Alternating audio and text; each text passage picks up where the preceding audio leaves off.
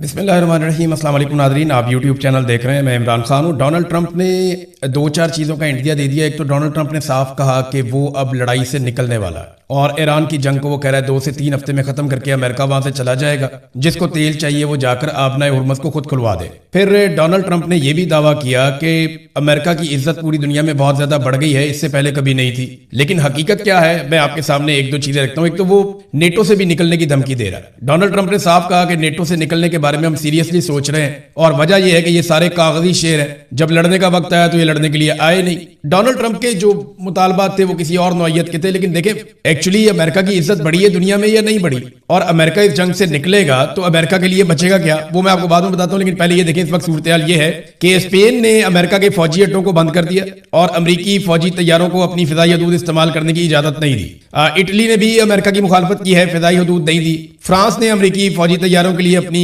हदूद नहीं दी और उनको फैसिलिटेट नहीं किया। स्विट्जरलैंड ने भी अमेरिका को फैसिलिटेट नहीं किया, उन्हें जगह नहीं दी। पोलैंड ने अमेरिका को इनकार कर दिया, यानी पोलैंड के अंदर एक सिस्टम लगा हुआ है पैट्रियट का, जो मिसाइलों की बैटरियां हैं वो वहां पे लगी हुई हैं। ये फिजाई दिफाई निजाम है, ये रशिया के पेश नजर यहाँ पे लगाया गया और यहाँ पे जो है वो ये नेटो के जेर निगरानी लगा हुआ था और ये मशरकी महाज जो है यूरोप का, ये उसके लिए लगाया गया था। लाजमी बात है रशिया की तरफ से वो समझते हैं खतरा रहेगा, तो वो अमेरिका यहाँ से निकाल कर लेकर जाना चाहता था मिडिल ईस्ट में, अरब ममालिक में। स्पेशली आपको पता है वहां पे वो इसराइल को प्रोटेक्ट करते हैं, तो पोलैंड ने इनकार कर दिया, उन्होंने अमेरिका की दरखास्त मुस्तरद कर दी। इससे पहले आपको याद होगा कि जनूबी कोरिया से अमेरिका निकाल कर ले गया था फिजाई दिफाई निजाम, और जापान के बारे में कहा जा रहा था, मुझे कंफर्म नहीं है, लेकिन जनूबी कोरिया का तो कंफर्म हो गया था। तो उस रीजन में से अमेरिका ने फिजाई दिफाई निजाम निकाला और वो उनको लेकर चला गया मिडिल ईस्ट में इसराइल की हिफाजत के लिए। और अब जब यहां से निकालने की कोशिश की तो इन्होंने इनकार कर दिया। इन्होंने कहा जी नहीं, अब ये पोलैंड का अकेले का तो इनकार नहीं है, ये तो यूरोपीय यूनियन का इनकार है। तो यूरोप के मुमालिक ना अमेरिका को डिफरेंट तरीके से डील कर रहे हैं। अभी ये एक और स्टेटमेंट है स्पेन की जानिब से कि अगर इसराइल क्वालिफाई कर जाता है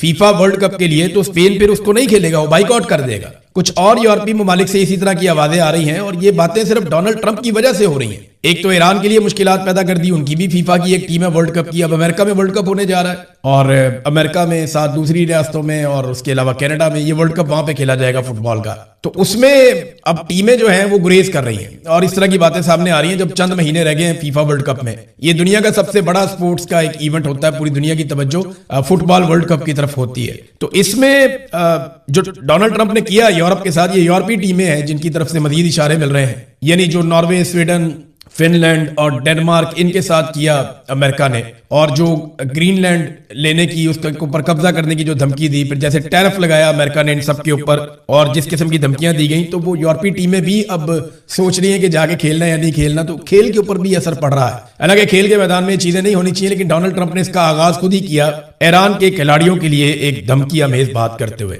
अब आ जाए इस बात पे, अगर डोनाल्ड ट्रंप ये लड़ाई बंद करके निकल जाता है तो यूरोप के साथ क्या होगा और बाकी मुमालिक क्या जाके वहां पे लड़ेंगे और लड़के अपने हुर्मुज़ को खुलवाएंगे? नहीं। देखिए, अगर डोनाल्ड ट्रंप अपने वादे के मुताबिक या अपने दावे के मुताबिक इस जंग को खत्म करता है और उसे कोई फेस सेविंग नहीं मिलती, यानी फेस सेविंग अब वो बना रहे हैं, वो ये कह रहे हैं हम जंग जीत गए, हमने ईरान को पत्थर के जमाने में धकेल दिया, हमने वहां पे बहुत तबाही कर दी है, अब सिर्फ आपने हुर्मुज़ बंद है, जाके आप खुलवा लें, हमने ज्यादा काम कर दिया और ईरान में रजीम भी तब्दील हो गया, वहां पे जो नए लोग आए वो बड़े बेहतर लोग हैं, उनके साथ आप डील कर सकते हैं। हालांकि अमेरिका और इसराइल के ऊपर जितने भी हमले हुए वो नए आने वाले बेहतर लोगों ने ही किए हैं। आयतुल्लाह अली खामेनी तो जंग के पहले दिन शहीद हो गए थे, तो अब 1 महीना भी हो गया इस बात को। तो नए लोगों ने अमेरिका को और इसराइल को मारा और उनका नुकसान किया है। अगर अमेरिका निकल जाता है और लड़ाई बंद हो जाती है तो यूरोप, अरब ममालिक, चाइना, रशिया, ये रूस के साथ बैठ के बड़े आराम से आप नए हुर्मुज़ को खुलवा लेंगे नई शराइत के तहत, और कुछ शराइत ईरान की मान ली जाएंगी, कुछ बाकी लोगों की मान ली जाएंगी, सबको कुछ ना कुछ मिल जाएगा। ईरान ने तो बड़ा कैटेगोरिकली कहा है कि आप नए हुर्मुज़ जो है वो ऐसा समंदर नहीं है जो एक आलमी रास्ता है, ये मलकियत है ओमान की और ईरान की। याद रखिए कि ओमान ने अपने आप को इस लड़ाई से बड़ी कामयाबी से अब तक बाहर रखा है। उनकी जो क़यादत है, उन्होंने बड़ी समझदारी के साथ इस लड़ाई का हिस्सा बनने से गुरेज किया और सबसे सॉफ्ट टारगेट हो सकता था ईरान का या ईरानी हथियारों का ओमान, जो बिल्कुल सामने है, दिखाई देता है, लेकिन वहां पे ईरान ने कोई हमला नहीं किया और इक्का दुक्का वाकयात रिपोर्ट हुए हैं, लेकिन ईरान ने कहा जी हमने नहीं किया।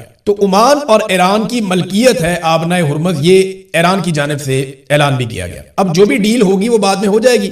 आबनाए हुर्मुज़ को खुलवाने के लिए अमेरिका के जाने के बाद ताकत का इस्तेमाल तो होगा ही नहीं, ये बड़े आराम से खुलवा दी जाएगी। हाँ, ये हो सकता है कि कोई ना कोई शराइत शरारत की जाए, कभी किसी जहाज को आग लगाई जाए, कुछ और किया जाए, ईरान पे इल्जामात लगाए जाए, जैसे फॉल्स फ्लैग ऑपरेशन हम कहते हैं। अच्छा, इस सारे माहौल में कि अमेरिका जंगबंदी करे, ईरान दबाव बढ़ाने के लिए लगातार हमले कर रहा है और तेज तरीन हमले कर रहा है, हमले करता चला जा रहा है। एक बहुत बड़ा दावा जो ईरान की जानिब से किया गया वो ये कि अमेरिकी पायलट और लड़ाका तैयारों का जो अमला है वो सऊदी अरब में मौजूद था और वहां पे ईरान ने हमला कर दिया। और दावा यह किया है कि सऊदी अरब का एक इलाका है अल खरज, वहां पे 200 अमेरिकी पायलटों और अमले की जो रिहाइश गाहें हैं वहां पे मिसाइलों और ड्रोन से उनको निशाना बनाया गया है। इस इलाके में अमेरिका का एवॉक्स तैयारा भी तबाह किया गया था, जो बड़ा महंगा, मैंने आपको बताया था पहले भी, लगभग $1 अरब का कोई बताता है $700 मिलियन का, तो बहुत महंगा बड़ा तगड़ा तैयारा था और एयरफोर्स के लिए, किसी भी एयरफोर्स के लिए रीढ़ की हड्डी का काम करता है।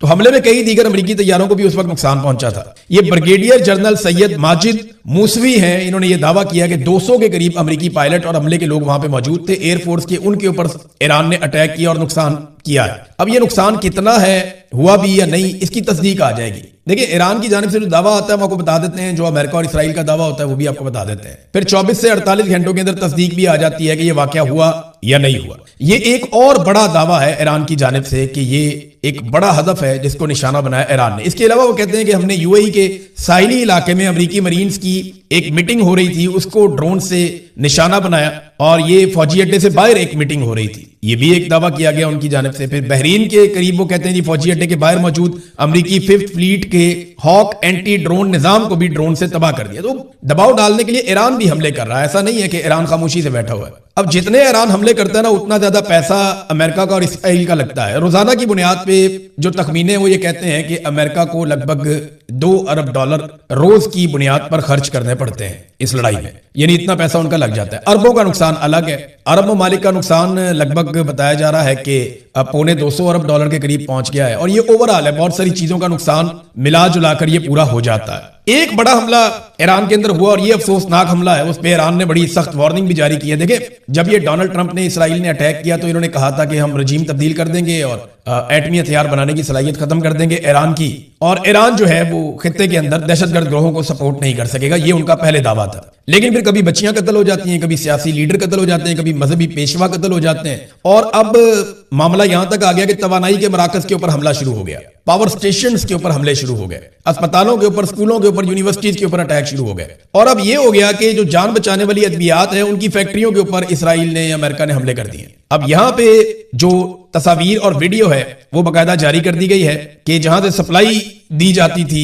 जान बचाने वाली अद्वियात बनाने वाली फैक्ट्रियों को, उस मरकज को निशाना बनाया है और ये इल्जाम लगाया गया इसराइल और अमेरिका के ऊपर। और सैयद अब्बास इराक्ची जो वजीर खारजा है ईरान के, उन्होंने इसके ऊपर एक स्टेटमेंट दिया और उन्होंने कहा हम मजलूम फलस्तीनी नहीं है, अभी जरा ठहर जाओ, सजा के लिए तैयार हो जाओ। ये ईरानी वजीर खारजा ने इसके ऊपर एक तंबीह जारी की है कि हम इसका जवाब देंगे, ऐसा नहीं है कि इसका जवाब आपको नहीं मिलेगा, हम फलस्तीन की तरह बेबस नहीं है। नाज़रीन, ट्रंप का निकलना इसलिए भी जरूरी है कि अमेरिका में जो ट्रंप की मकबूलियत है वो 33% तक रह गई है, यानी लगातार कम होते होते 33% तक रह गई है, यानी अभी वो कोई इलेक्शन जीतने की पोजीशन में नहीं है डोनाल्ड ट्रंप, इस वक्त तो नहीं है, मुस्तकबिल का आप कुछ कह नहीं सकते। और 2/3 अमेरिकन, यानी हर 3 में से 2 अमरीकी ये समझते हैं कि अमेरिका को फौरी तौर पर इस लड़ाई से बाहर निकल जाना चाहिए, और हर 10 में से 6 अमरीकी ये समझते हैं कि डोनाल्ड ट्रंप गुजरते वक्त के साथ साथ ज्यादा गैर जिम्मेदार होते जा रहे हैं। अमेरिकन मीडिया में कुछ ऐसे सर्वे भी चलाए गए जिनमें अमरीकियों की अक्सरियत डोनाल्ड ट्रंप की ज़हनी सलाहियतों पे सवालात उठा रही है, और वो ये कह रहे हैं कि डोनाल्ड ट्रंप ज़हनी तौर पे क्या नॉर्मल है और वो अमेरिका जैसे मुल्क को चलाने के काबिल हैं। अब ये डिस्कशन शुरू हो गई है अमेरिका की मीडिया में, तो जितनी जल्दी हो डोनाल्ड ट्रंप को इस लड़ाई से निकलना पड़ेगा। इसराइल के लिए 2 प्रॉब्लम क्रिएट हो गए। एक तो चाइना ने बड़ा कैटेगोरिकली ऐलान कर दिया कि लबनान के अंदर से इसराइल फौरी तौर पर निकल जाए, क्योंकि लबनान में भी बड़ा कत्लेआम हो रहा है, वहां पे जो ह्यूमन राइट्स वर्कर्स हैं या जो डॉक्टर्स हैं, तिब्बी अमला है, उनको लगातार निशाना बनाया जा रहा है, उनके ऊपर अटैक किए जा रहे हैं। और दूसरी एक खबर जो है वो गजा से लड़ने वाले हमास के अल कस्साम ब्रिगेड के फौजी तर्जमान अबू उबैदा ने लबनानी मुजाहिदकार, यानी लबनान के अंदर जो लोग लड़ रहे हैं वो हिजबुल्लाह वाले हैं ना, तो हमास वालों ने हिजबुल्लाह वालों के नाम एक पैगाम जारी किया है और उन्हें दुआएं शुआएं दी हैं, और साथ में उन्होंने कहा है कि आप इसराइली फौजियों को गिरफ्तार करें। यानी उन्होंने वहां पे बहुत बड़ी तादाद में टैंक तबाह किए हैं इसराइल के, ये दावा किया गया हिजबुल्लाह की जानिब से। अब हमास के तर्जुमान कह रहे हैं हिजबुल्लाह को कि आप इसराइली फौजियों को गिरफ्तार करें ताकि फलस्तीनी और अरब कैदियों को काबिज जेलों से आजाद करवाया जा सके। ये पहले भी इन्होंने यही किया था कि जब इसराइली गिरफ्तार हो जाते हैं ना, तो वो एक एक इसराइली के बदले में बहुत बड़ी तादाद में फलस्तीनियों को आजाद करते हैं। देखिए मौका ऐसा है कि अब बाकायदा इसराइल ने एक कानून पास कर दिया कि फलस्तीनियों को सजाए मौत दी जा सकती है, फांसी दी जा सकती है। इसके ऊपर पाकिस्तान में कुछ मौलवियों ने बातचीत की है, लेकिन यही मौलवी ताहिर अशरफी वगैरह कुछ अरसा पहले तक बोर्ड ऑफ पीस के ऊपर बगले में जाते थे। ये कहते थे जनाब फलस्तीनी उस पे मिठाइयां बांट रहे हैं, और बोर्ड ऑफ पीस के ऊपर ये शादियाने बजाते थे कि हम नेतन्याहू के साथ एक प्लेटफॉर्म के ऊपर इकट्ठे हो गए। आज ये उसी को जालिम और जाबिर कह रहे हैं और मुसलमान मुल्कों से अपील कर रहे हैं कि फलस्तीनियों का साथ दो। मस्जिद अक्सा के दरवाजे बंद है, बोर्ड ऑफ पीस बनने के बाद मस्जिद अक्सा के दरवाजे बंद हो गए, फलस्तीनियों का कत्लेआम एक अलग तरीके से शुरू हो गया।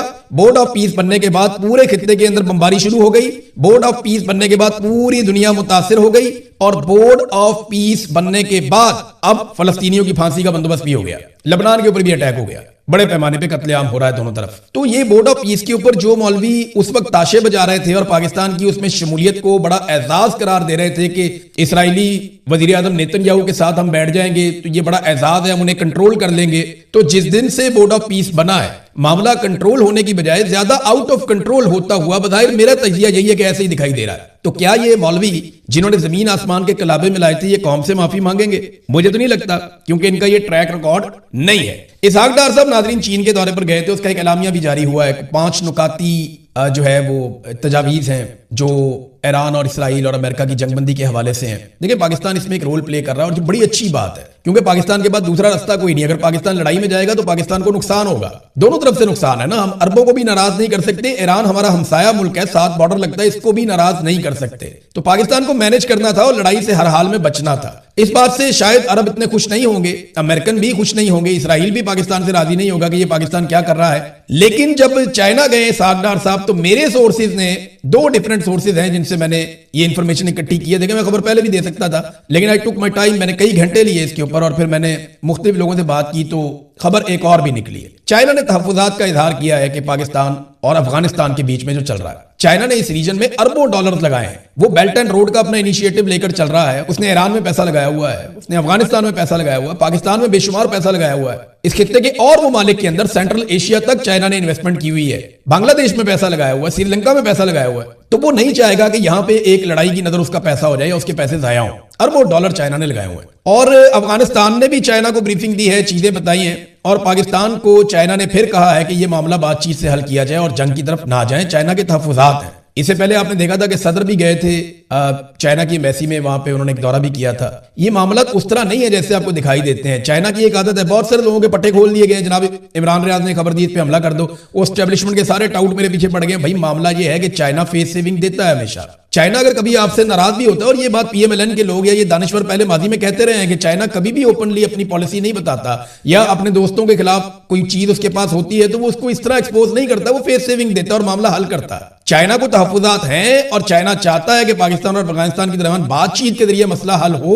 अफगानिस्तान समझता है उसके साथ ज्यादती हो रही है, पाकिस्तान की हुकूमत ये कहती है हमारे साथ ज्यादती हो रही है, जबकि हम सब ये जानते हैं कि जब से डोनाल्ड ट्रंप ने बग्राम एयरबेस मांगी है तब से लेकर अब तक ये मामला शिद्दत इख्तियार कर गया है। लेकिन दहशतगर्दी के खिलाफ तो जंग पाकिस्तान 20-25 साल से लड़ रहा है, बल्कि आज तो इससे ज्यादा टाइम हो गया। तो पहले आप ये क्यों नहीं करते थे, एरियल स्ट्राइक और जाके वहां पे हमले क्यों नहीं करते थे? ये अब आपने क्यों किए हैं? ये पॉलिसी क्यों शिफ्ट की है? डोनाल्ड ट्रंप के स्टेटमेंट के बाद की है। ये जब चाहेंगे फिर मिलिट्री एस्टेब्लिशमेंट पॉलिसी बदल देगी कि नहीं जी कल तक वो मुजाहिद थे, जहादी थे, वो तालिबान बहुत अच्छे थे, गुड तालिबान थे, आज वो बहुत बुरे, आज मारो उनको, कल फिर कोई इनको आसरा लग जाएगा, नहीं जी आज फिर वो बहुत अच्छे हो गए हैं। तो इनका कोई डायरेक्शन नहीं है, ये डायरेक्शनलेस है। तो ये लीडर्स को फैसला करना चाहिए, बंदूक बरदार जब फैसला करते हैं तो प्रॉब्लम हो जाती है। बहरहाल ये जो एलामिया है वो अलग है, लेकिन चाइना का मुतालबा वो रिपोर्ट भी हो रहा है। अभी थोड़े दिनों में आपको बहुत सारी चीजें नजर आ जाएंगी और ये खबर की बड़ी वाज़ेह तस्दीक भी हो जाएगी। नाज़रीन G7 के वो ममालिक जो दबाव डालते थे रशिया पे और पाबंदियां लगाते थे रशिया के ऊपर कि तेल नहीं लेना तो गैस नहीं लेनी इनसे, वो अब रशिया से अपील कर रहे हैं। और दुनिया के अंदर जो तेल की कमी हो रही है उसमें रूस के लिए मदद की अपील की गई है कि रशिया तेल बेचे, उसके ऊपर पाबंदियां भी उठाई गई हैं।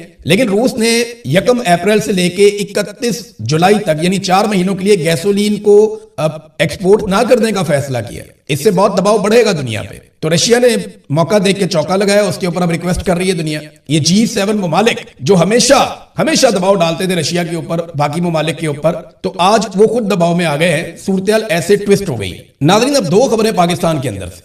نمبر 1 تو یہ ہے کہ عمران خان صاحب کی رہائی کے لیے جو نام لیا جا رہا ہے کہ رہائی فورس, رہائی موومنٹ چلنے والی ہے, وہ بن رہا ہے معاملہ. وہ معاملہ وفاقی آئینی عدالت میں چلا گیا. آپ کو پتا ہے وہاں پہ کون ججز بیٹھے ہوئے ہیں, ان کو کیسے بٹھایا گیا 27ویں آئینی ترمیم کے بعد. تو انہوں نے نوٹس جاری کر دیا سہیل آفریدی کو, حالانکہ انہوں نے ابھی تک باقاعدہ کسی فورس کی اناؤنسمنٹ ہی نہیں کی. انہوں نے کہا جی ایک قیدی جیل کے اندر ہے تو آپ اس کے لیے کیوں تحریک چلا رہے ہیں, اور کیسے آپ تحریک چلا سکتے ہیں, اور کیسے آپ ایک فورس بنا سکتے ہیں. تو آپ نے کیا کیا, تو اس کا جواب آپ جمع کروائیں. تو سہیل آفریدی جواب جمع کروا دے گا, جی ہم نے کوئی فورس نہیں بنائی, ہم تو پرامن تحریک چلا رہے ہیں, احتجاج کرنا آئین کے مطابق ہمارا حق ہے, ہمیں کوئی روک نہیں سکتا, ہمیں لگتا ہے اس کے ساتھ زیادتی ہوئی ہے. یہ تو وہ کر ہی سکتے ہیں, لیکن وفاقی آئینی عدالت کو اس معاملے میں اسٹیبلشمنٹ لے کر کیوں آئی؟ مجھے لگتا ہے کہ یہ جو ممبرشپ ہو رہی ہے یا پریشر بڑھ رہا ہے, نوجوان شمولیت اختیار کر رہے ہیں ایک نئی تنظیم میں, شاید اس سے اسٹیبلشمنٹ کو تھوڑا سا خوف بھی ہے. انہیں لگتا ہے کہ اگر یہ اکٹھے ہو گئے واقعی میں لاکھوں کی تعداد میں, تو پھر وہی مصیبت دوبارہ سے آ جائے گی احتجاج کی, جس سے انہوں نے ماضی میں بڑی مشکل سے نمٹا ہے. اب دیکھتے ہیں یہ اس قابل ہیں اور وہاں تک معاملہ لے جاتے ہیں یا نہیں لے جاتے. لیکن انفارمیشن منسٹر پنجاب نے ایک سٹیٹمنٹ دیا تھا اور انہوں نے کہا تھا کہ جب پاکستان میں 9 مئی ہو رہا تھا تو عمران خان کے بیٹے اور ان کی بیوی وغیرہ, انہوں نے الزام لگایا تھا کہ وہ وہاں پہ نائٹ کلب میں تھے. 9 مئی جب پاکستان میں ہو رہا تھا تو برطانیہ میں صبح کا وقت تھا. ابھی آپ کے پاس وہاں پہ رات ہے جب آپ یہ وی لاگ سن رہے ہیں, اور میں اس کو دن کے وقت ریکارڈ کر رہا ہوں. تو 9 مئی کے سارے ویجول دن کے وقت کے ہیں, میکسیمم شام کے وقت کے ہیں. تو وہاں تو دن کا وقت تھا, تو صبح کے وقت کون سا نائٹ کلب کھلتا ہے یا نائٹ کلب ہوتا ہے؟ نائٹ کلب کا تو مطلب ہی نائٹ ہے, رات کے وقت. تو ایک تو یہ پڑھے لکھے نہیں ہے, بیوقوف ہیں, نہ انہیں سمجھ آتی ہے بات کیا کرنی ہے, بس اٹھا کے سٹیٹمنٹ جھاڑ دیتے ہیں اور پھیلانے والے پھیلا بھی دیتے ہیں بیوقوفوں کی طرح. تھوڑا سا سوچنا چاہیے. اب تک کے لیے اپنا خیال رکھیے گا, اپنے چینل کا بھی. اللہ حافظ.